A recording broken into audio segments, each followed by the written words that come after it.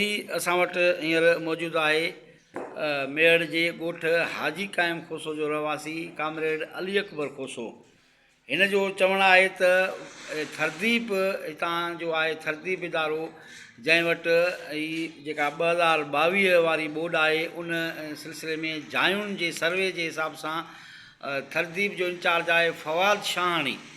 ही चवे थो त 5-6 महीननि खां मुंहिंजो अकाउंट बि खुलियल आहे, मुंहिंजो बैलेंस बि मौजूदु आहे, मगर ही तरह तरह सां असांखे रुलाए रहियो आहे ऐं असांजो कमु न पियो करे, जॾहिं त रिश्वत एवज़ हू माण्हुनि जा मसइला हल पियो करे। वधीक ई अली अकबर मौजूदु आहे, हिन खां पुछंदासीं त हिन जो छा इशू आहे, छा मसइलो आहे।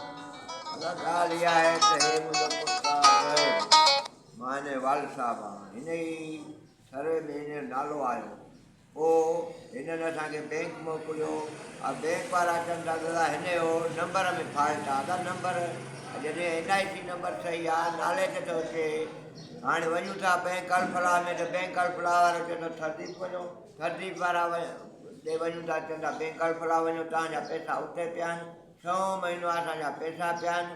ऐं हिन जे विच में ॿियनि जा बि जोकार रोकार ऐं थरदीप जो जेको शाहानी साहिबु आहे ऐं ॿियो जेको हिकिड़ो भीषम दास आहे, इहे असांखां पैसा था घुरनि, पैसा था घुरनि। तॾहिं अचूं था बैंक तोखां हिननि पाण पैसा घुरिया आहिनि, फवाद शाहानी 10,000 रुपया घुरिया अथनि। 10,000 रुपया हिन फवाद भीषम कार में विहारे 10,000 ॾे कार में विहारे तुंहिंजो बुखारी होटल ते कार में विहारे तोखां 10,000 घुरिया 10,000 मूंखां घुराइण, 10,000 नथा ॾियनि त बैंक वारा 10,000 तूं ॾे त तुंहिंजो कहिड़ो बि इशू आहे मोबाइल नंबर जो या कहिड़ो बि तुंहिंजो हल करे तोखे पैसा इशू कयूं। पैसा ॾियूं, हाणे 10,000 असां नथा ॾियूं, असांजा अकेला 10,000 ॾियूं त पोइ जॻह काॾों ठारायूं, ॿियो मसइलो काॾों करायूं।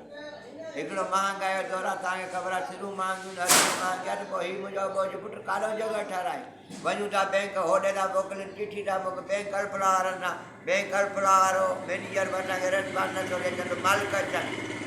नाज़रीन, हीअ असां वटि मौजूदु हुया ॻोठ हाजी काइम खोसो जा बोर्ड मुतासिर 2022 जा बोर्ड मुतासिर ज़ोहेब अली खोसो ऐं उनजो वालिद अली अकबर खोसो, जिन हिते अची एहतजाज कयो आहे त 6 महीननि खां फवाद शाहानी ऐं भीषम कुमार असांखे रुलाए रहिया आहिनि, छाजे करे जो असां उन्हनि खे 10,000 रिश्वत न ॾिनी आहे। हाणे मोबाइल इशू जो मसइलो सम्झूं, असांखे रिश्वत जे करे ज़लील ख्वार रुसवा करे रहिया आहिनि। हिननि अपील कई आहे थरदीप अख्तियारनि खां, सिंध गवर्नमेंट खां त असां सां इंसाफ़ कयो वञे, असांजी रक़म जेका आयल आहे उहा असांखे जारी कई वञे त जीअं असां पंहिंजी जॻह खणायूं ऐं फवाद शाहानी ऐं भीषम कुमार ख़िलाफ़ बि एक्शन खयो वञे।